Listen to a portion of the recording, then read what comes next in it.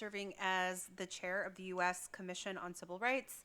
I'd like to start by welcoming all of you and thank you for being here as we gather to discuss the release of the Commission's report on the civil rights implications of the federal use of facial recognition technology. As the youngest chair in the history of the Commission, I take great pride in addressing critical and emerging issues that deeply impact civil rights in this country. Today's topic is especially important as we navigate the rapid developments in artificial intelligence and how these technologies intersect with civil liberties. The Commission is deeply committed to the fight for civil rights, particularly in today's rapidly changing landscape of artificial intelligence.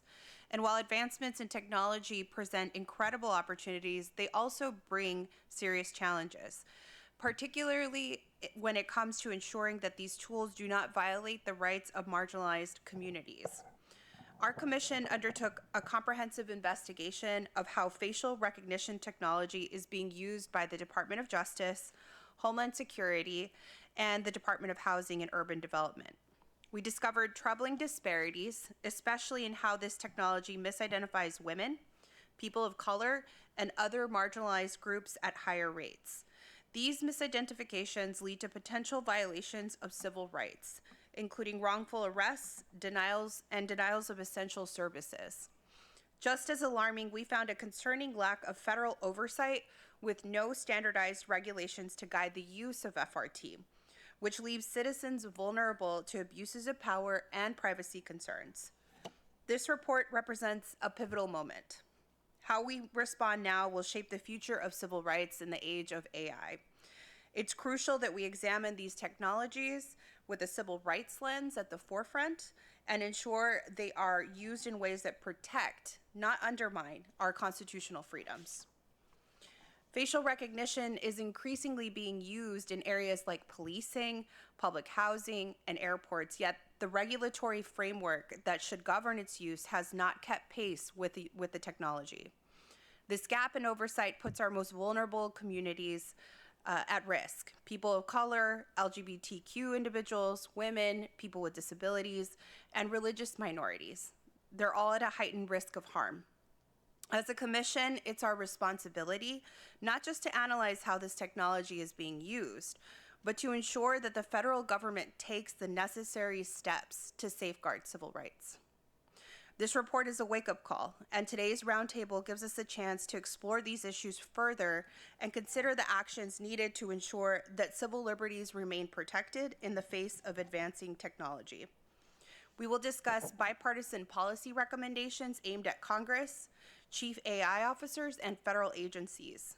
These recommendations included proposed legislative solutions, testing standards, and transparency protocols, along with reforms in procurement and federal grant policies. And while these findings and recommendations focus specifically on facial recognition technology, or FRT, the very same principles such as transparency, accountability, and equity apply broadly to the development and deployment of artificial intelligence as a whole. And with that, I would like to introduce our distinguished panelists, beginning with my colleagues. We have Commissioner Mondaire Jones, the lead commissioner for this report, Commissioner Stephen Gilchrist, who served on the bipartisan subcommittee that conducted the site visit to the Maryland test facility. And of course, we are awaiting our honored guest, Congresswoman Yvette Clarke, who represents New York's 9th Congressional District covering Central Brooklyn. And once she appears, I will give her a full introduction of why we have invited a distinguished guest. So thank you to our panelists for your leadership on these issues. I'm going to go ahead and yield the floor to Commissioner Gilchrist for his opening remarks. Thank you, Madam Chair, and thank all of you for being here today. You know, before I begin my opening remarks, I just want to commend this commission for this work. You know, we're a bipartisan group of commissioners, 4-4 right now, and sometimes it's hard for us to get things across the finish line. But I want to commend this group for the work, and I want to commend Commissioner Jones for his leadership and all of the special assistants that have worked on this work. Madam Chair, thank you for your leadership as well. This is an issue whose time has come. The Commission's adoption of facial recognition technology is probably one of the most enlightening issues we've addressed since I've been on the Commission for the last 4 years. And I believe the issue is relevant and it's very timely with all of the topics touching the lives of the American people by this Commission in some way. This particular topic seems to be progressing ahead of our government's ability, its willingness to consider responsible policy and capacity necessary to address this emerging technology. This technology is rapidly changing, and I believe that this report serves as another reminder about the importance of action on this issue. Facial recognition technology has tremendous possibilities for good, yet we must be cognizant of the harms and the irresponsible uses that this can cause. As artificial intelligence continues to become a major factor in our lives, AI technologies are deciding who gets hired, who gets fired, who gets a loan for a car or a house, or as it relates to facial recognition, who gets access or denied access, who gets detained or jailed because of accurate or inaccurate identification. And as we will discuss today, it is my hope that our elected leaders will answer the clarion call that this report attempts to inform. And again, I want to thank this commission for its work. Thank you, Madam Chair. Thank you very much, Commissioner Gilchrist. Commissioner Jones, if you would like to say some words. Well, thank you, Chair Garza, for your leadership on this commission, and many thanks to you, Commissioner Gilchrist, for your collegiality and your partnership on this important topic. I am so thrilled and honored to be joined by my former colleague and fellow New Yorker, Congresswoman Yvette Clarke, for this momentous presentation. This commission is releasing today a groundbreaking report. Congresswoman, thank you for your participation in this panel today and for your written testimony at our briefing in March. Thank you as well for your work highlighting the myriad risks that various forms of artificial intelligence, including facial recognition technology, pose to minority communities.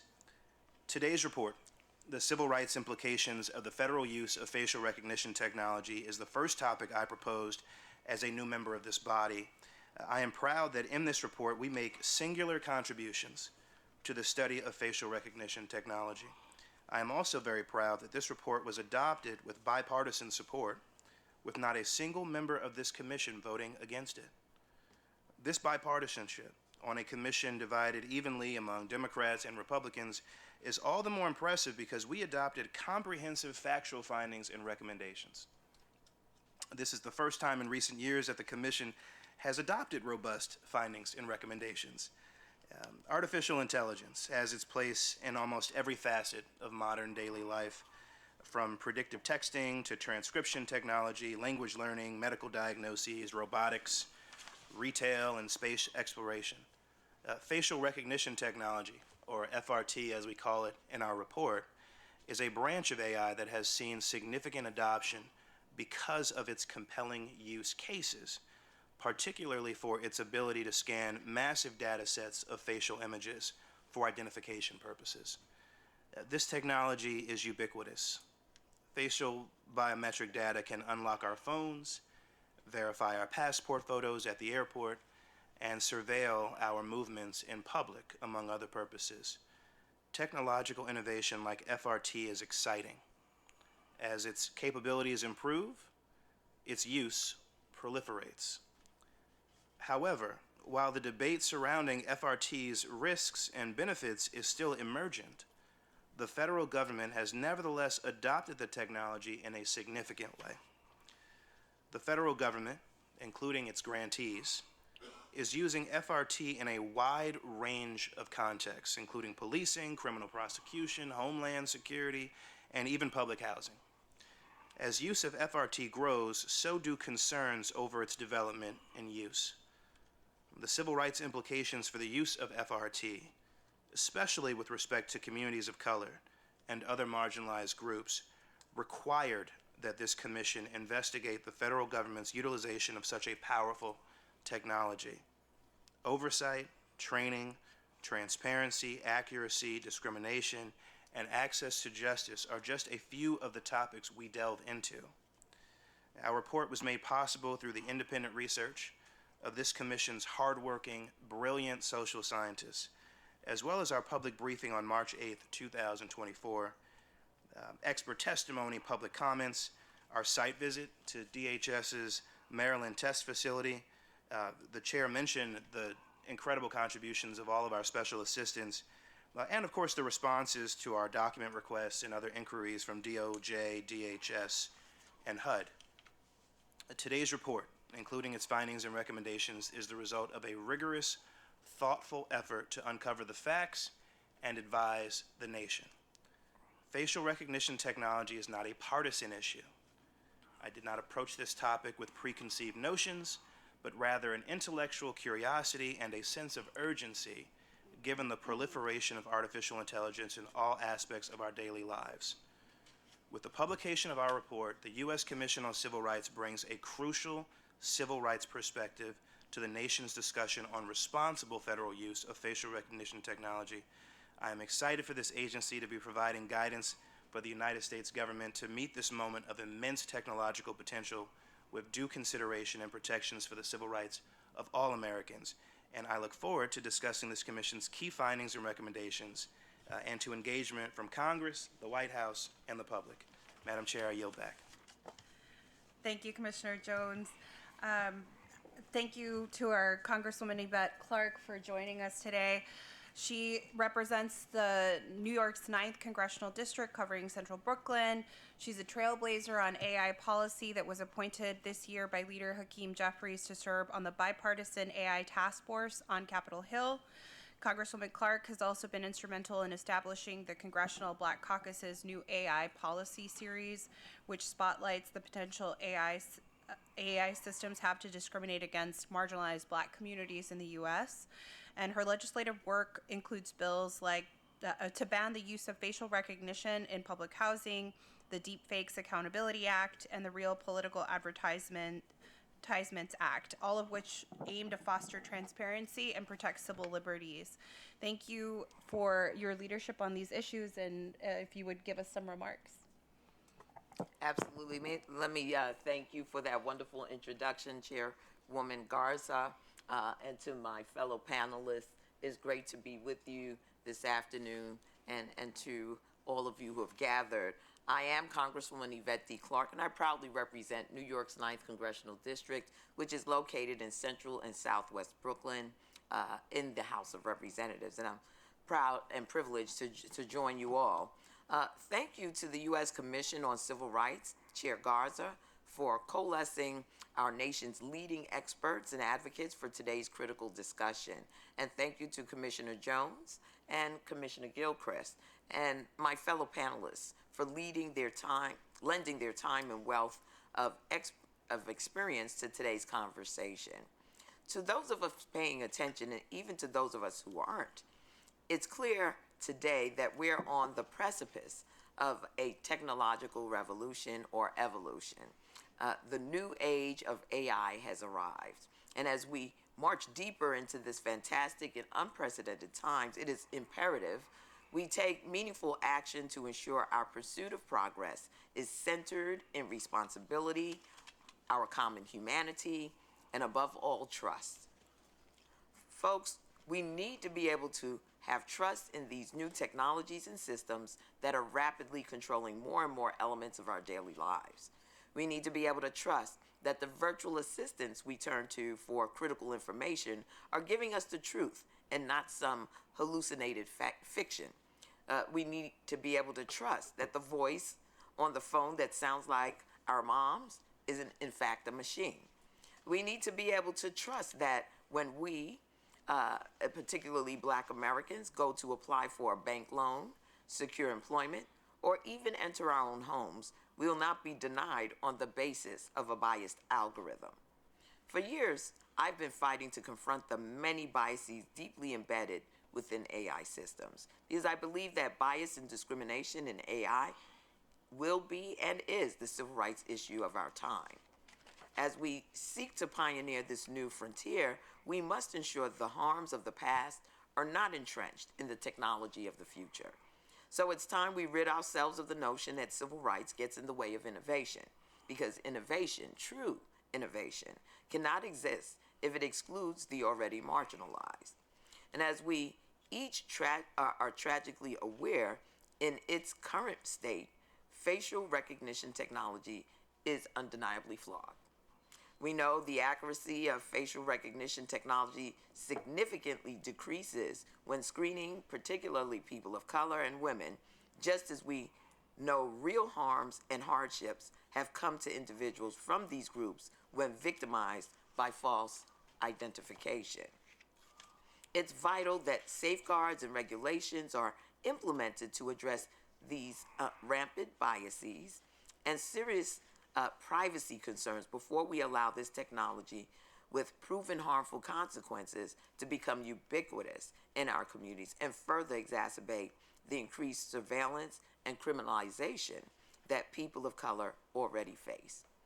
That's this Congress, I introduced the No Biometric Barriers Housing Act to prohibit the use of facial recognition and biometric recognition technology in most federally funded public housing, and to require the Department of Urban Development to submit a comprehensive report to Congress about how this emerging technology impacts the public housing sector and its tenants.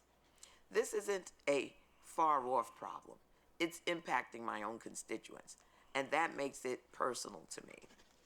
In my district in Brownsville, Brooklyn, Atlantic Towers attempted a housing development called Atlantic Towers, attempted to install facial recognition technology for its tenants in place of physical keys.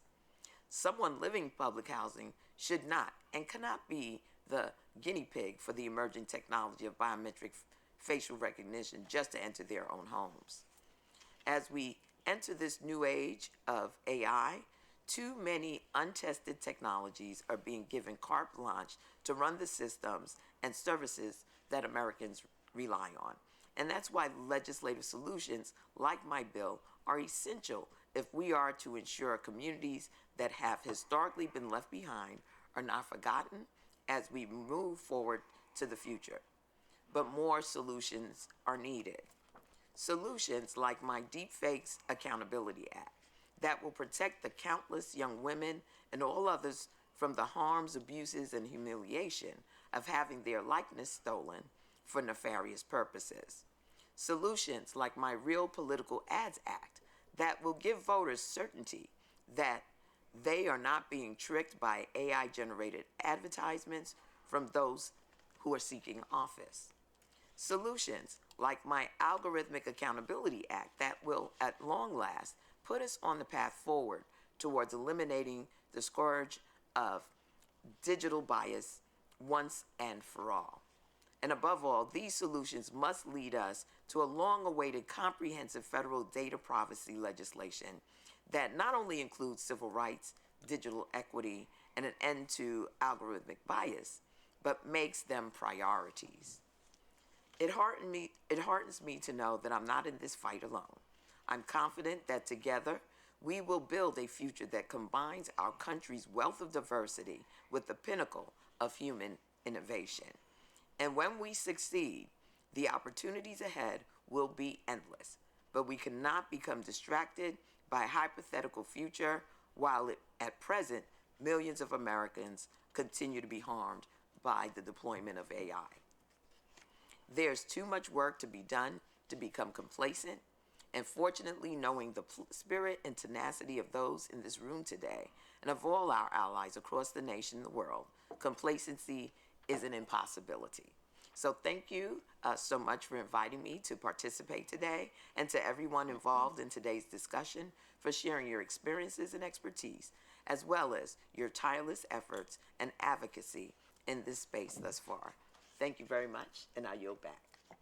Thank you so much, Congresswoman Clark, for your powerful insights and your continued work on this issue. And with that, we're going to go ahead and begin our roundtable discussion. This is an opportunity for us to explore the report's findings in greater depth and hear from each of our panelists on the challenges and solutions surrounding FRT. I encourage an open and engaging conversation where we can collaboratively discuss the steps necessary to protect civil rights in this era of rapidly advancing technology. So with that, we'll get started. Our investigation into facial recognition technology was driven by concerns about its accuracy, fairness, and impact on marginalized communities.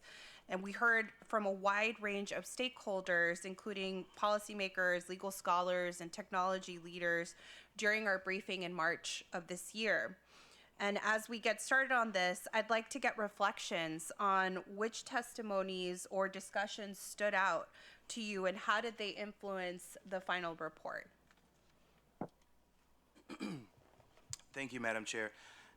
What stood out most to me was the expert testimony that revealed the fact that current FRT testing by the National Institute of Standards and Technology, otherwise known as NIST, is neither mandatory nor sufficient. Specifically, the laboratory testing of algorithms that is currently done by NIST. And that testing is incomplete without real-world scenario testing of the technology. This reinforced, I think, our desire to go to an FRT testing facility in Maryland, which we did for our site visit. And another important finding is the lack of transparency of FRT use by the federal government, like not making the information available on departments' public-facing websites, and the lack of information regarding the grant recipients of federal funds, who then use those federal funds to deploy facial recognition technology.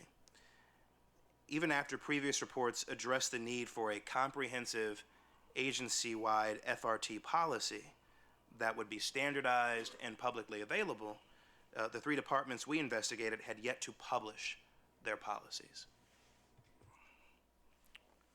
Madam Chair, and I just want to echo Commissioner Jones' statement as well. You know, in my statement, I mentioned how I appreciated the importance of both public and private partnerships coming together to help to create the right balance between not only securing our civil liberties, but also our civil rights.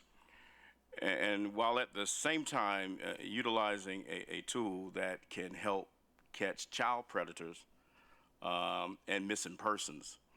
And that balance from our conversation here when we had our briefing was extremely important. And I just wanted to make sure that I make that note, because I think as we continue to have this conversation and as we think about the policy implications of this work, those balances are really important. Thank you for that. You know, there's been mention of the Maryland, DHS's Maryland test facility that we had the opportunity to visit. The facility is uniquely positioned to provide thorough testing on FRT, thanks to its proximity to federal agencies and its access to diverse population for test subjects. So this offers an invaluable resource for developing more equitable and effective FRT systems. So I'm going to start with the commissioners and turn to Congresswomen. How do you think we can encourage federal agencies to make better use of this particular facility to ensure more rigorous testing, especially in reducing bias and improving accuracy across different demographic groups? So for context, DHS, through its Science and Technology Directorate, funds FRT research, testing, and evaluation at what is known as the Maryland Test Facility. It is that test facility in Maryland, a first-of-its-kind FRT testing center. And DHS is the only known federal department that funds and contracts with an FRT testing lab. The test facility specializes in what's known as scenario testing, which tests FRT use cases by simulating the full biometric system, testing how FRT performs in its intended use.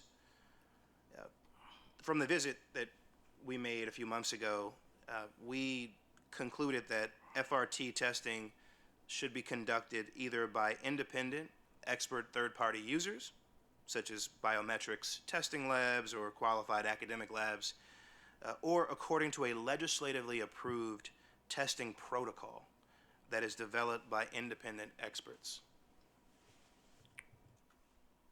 Madam Chair, and if I may just add to our visit to the testing facility, to me that was one of the highlights of our report.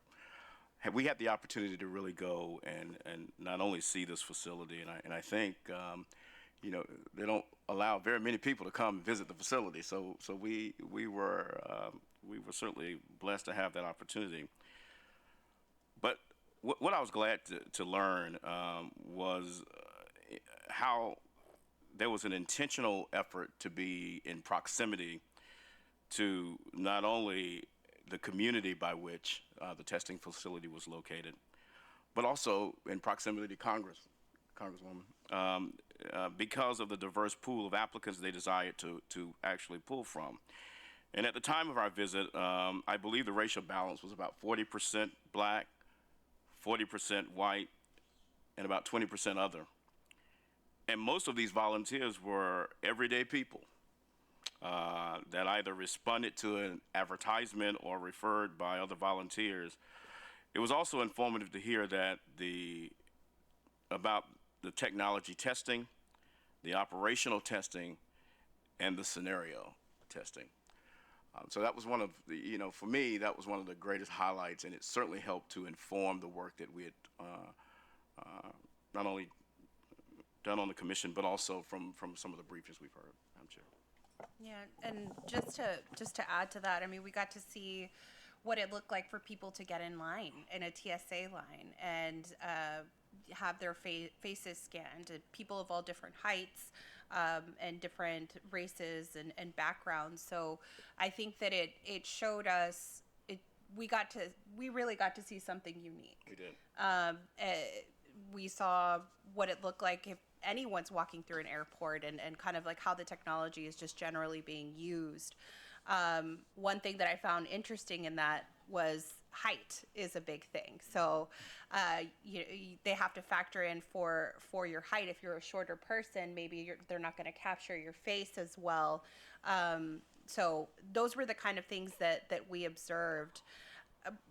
Congresswoman, now after hearing our observations there and looking at the report, I mean, how do you think this kind of testing facility can be used to improve fairness and reduce the risks of misidentification?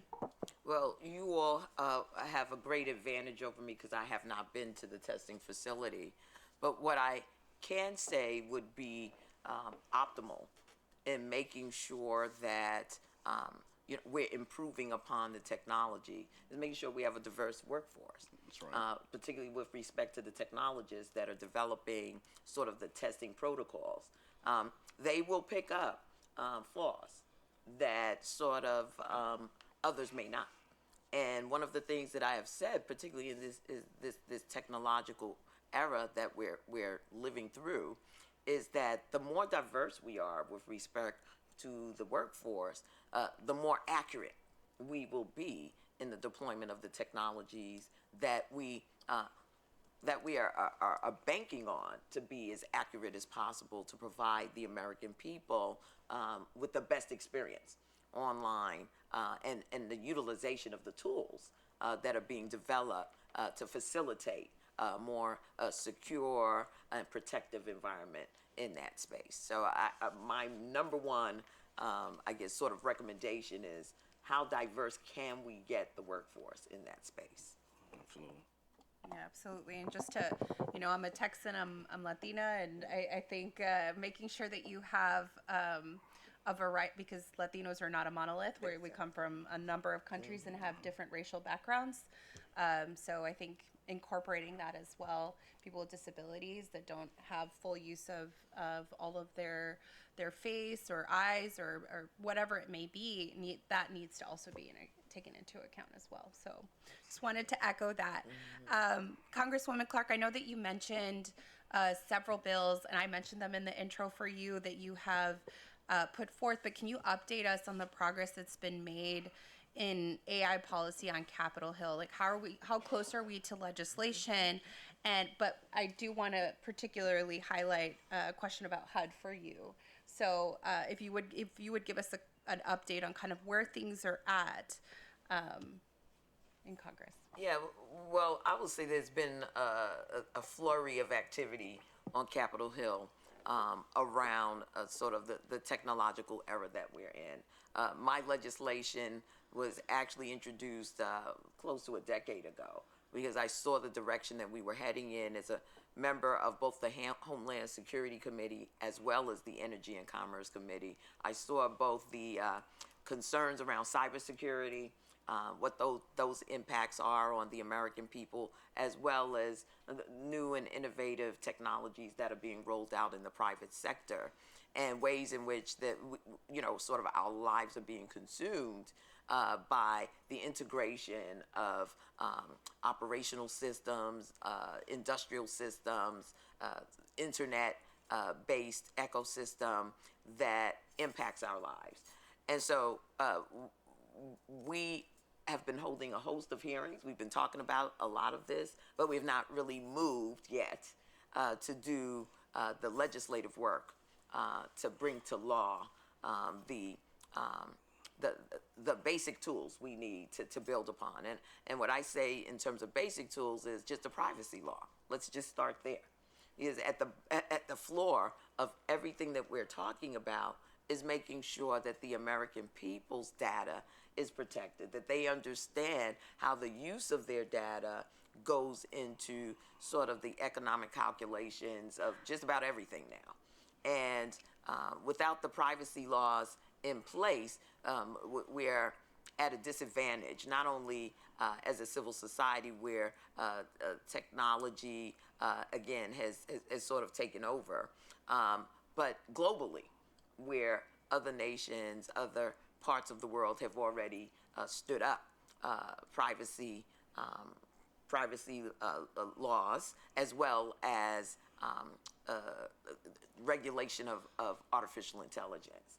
So we've got some work to do. There's a lot of discussion. There's a bipartisan working group task force that was empaneled by Speaker Johnson and Leader Jeffries, and we've been working across all sectors from healthcare to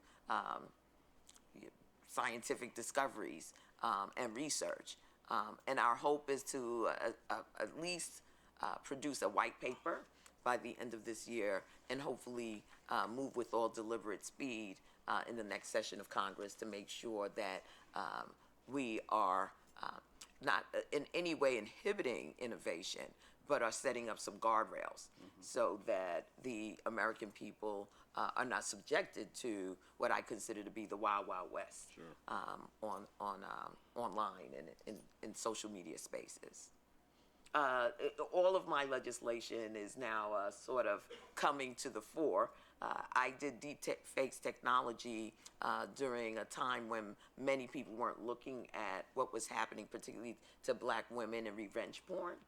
And now we're seeing how that technology has been supplemented by and augmented by AI. And so the rapid deployment of these types of nefarious uses of deepfake technology is having a ripple effect across the U.S. right now. And then the concerns, of course, about how it can be used to deceive people during an election season has also been highlighted very much in the public's mind. So just educating and informing the public that what they see may not be real is important, so that people begin to question content, so that we're not running away with misinformation and disinformation that can be very disruptive, particularly during an election season. So that has, it has come to the fore in terms of conversation. We've not legislated in that space yet, but I know that's just around the corner. Well, thank you for that. I did want to dig in a little bit on the HUD issue, if the commissioners would like to comment on some of the findings that we saw around that, and then obviously would love to hear from you, Congresswoman Clark, because I know I know that there was a letter that was issued. So if Commissioner Jones, you would like to go first, or if you would like Congresswoman Clark to kind of get the conversation started, go ahead. Well, one of the major concerns that we've had around facial recognition technology, and this was some time ago, was that the technology had not been perfected yet. And particularly when you're looking at sort of HUD housing that is managed through HUD or has been established through HUD, you tend to find that in communities of color, you'll find many more of these developments. For my district, the concern was the fact that this would be the only means for individuals to gain access to their homes. And so if at any point the technology failed, it could and would cause a major disruption to people's lives. It could put people in peril of being victims of crime if they're unable to get into their homes. There were a whole host of challenges with that's concerned. And I can tell you, as someone who recently dramatically changed their appearance, I'm not the same person on my driver's license these days. It is imperative that we make sure that we do everything we can to get the data sets correct when it comes to facial recognition. We've already seen circumstances that have been horrific where people have been basically detained and imprisoned falsely because of the recognition technology was not accurate.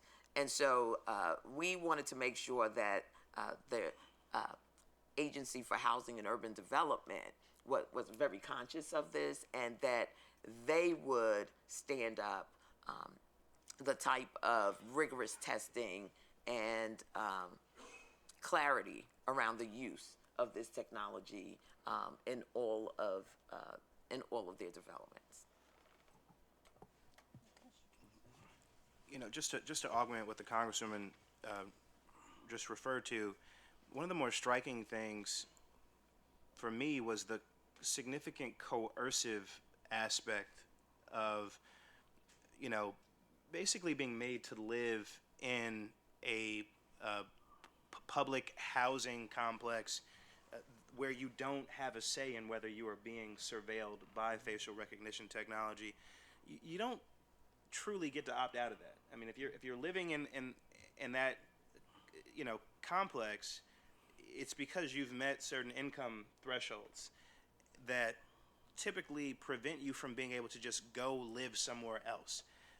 And when you consider just the inaccuracy or the greater inaccuracy, relatively greater inaccuracy of FRT when it comes to people of both Black and East Asian descent, for example, and in particular Black women, and the way that FRT has been used to evict people who are alleged to have violated various housing-related ordinances or rules, it gets really dire really quickly.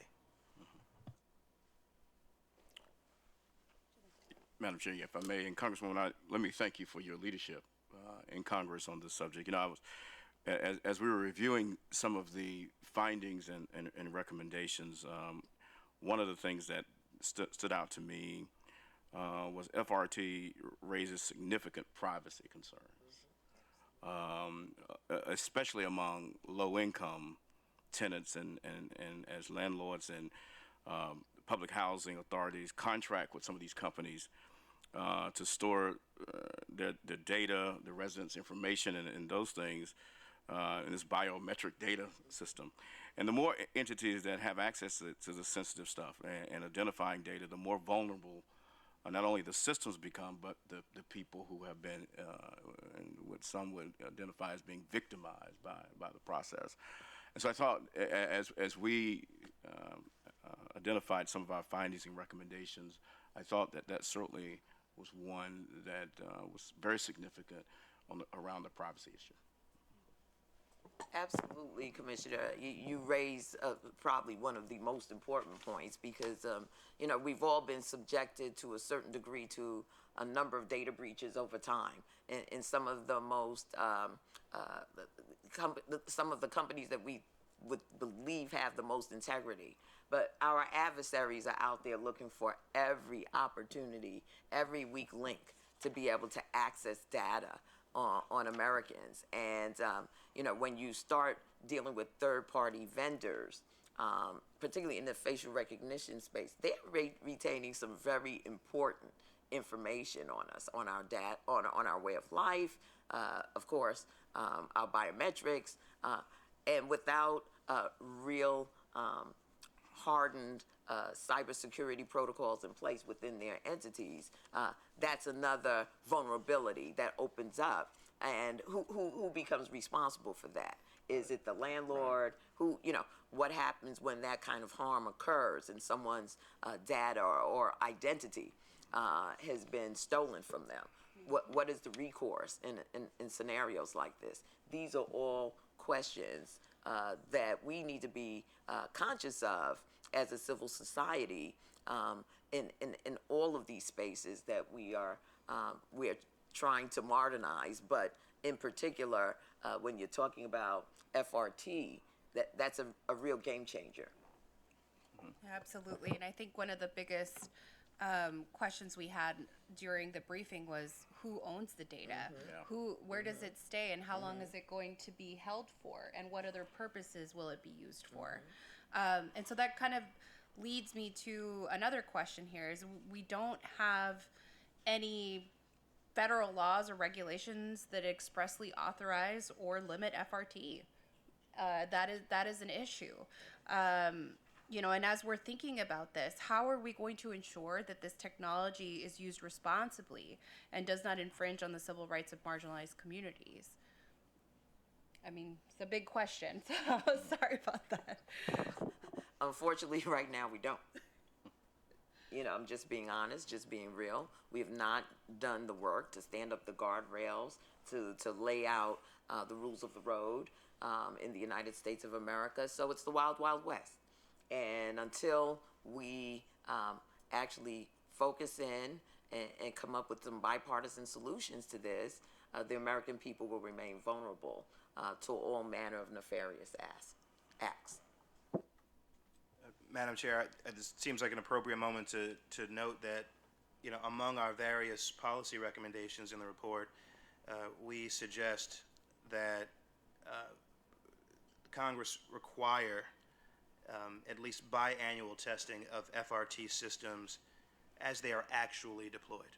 So we're talking about the real-world testing scenarios that you would see if you were to visit the Maryland testing facility, an actual simulation of the true biometric environment, rather than simply testing an algorithm in a lab somewhere, to ensure low real-world error rates. Results should be made publicly available in concise, clear, and accessible language to enable review by a non-technical audience and with the context necessary to understand the relevance and any limitations of those assessments. And this testing should be conducted either by independent expert third-party testers or according to a legislatively approved testing protocol, as I mentioned earlier, developed by independent experts, like the site visit that we had. And I'll also just mention, since we're close to wrapping up, another recommendation that we made, and that is the provision of some kind of statutory mechanism allowing people legal redress for harms that have been caused to them. Legislation should include meaningful enforcement for statutory violations, such as civil damages for any person injured as a result of a violation. Well, thank you for that, Commissioner Jones. I think the report has a robust set of findings and recommendations. It's all contained in the report. We do talk about national NIST standards, the National Institute of Standards and Technology, and how that should be required. So just to highlight that point as well.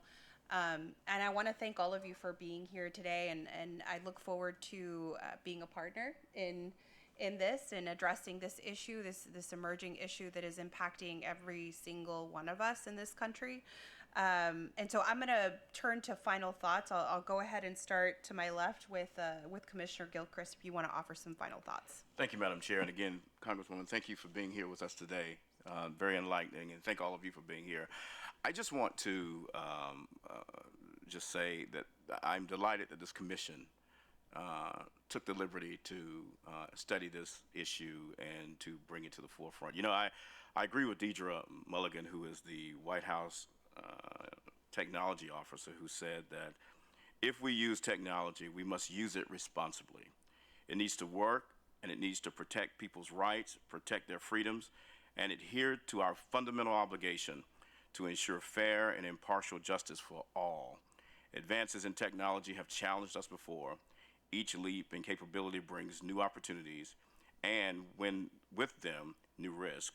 Deciding how and when to use and refuse this technology, including facial recognition technology, is a key way our nation manifests our values.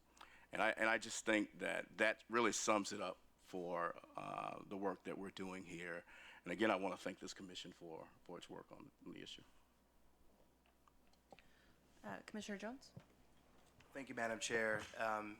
This has really been a privilege to work on with all of the commissioners and to have partners in Congress who are taking very seriously our findings and recommendations, and what is really a thorough investigation of this issue. If you pour through the many pages in this report, it's fascinating stuff, and I think it really does make a unique contribution to the discourse and the literature on this. It's not been often that the federal use of facial recognition technology has been studied, even less often the civil rights implications of the federal use of facial recognition technology. So I'm hopeful that Congress and the White House will take, and the public writ large will take very, very seriously the bipartisan findings and recommendations that are contained within the document that is now publicly available as we have this conversation, and that we continue as a commission in the spirit of bipartisanship and collegiality moving forward, because this is only going to become a larger part of our lives. Artificial intelligence, generally, and facial recognition technology in particular.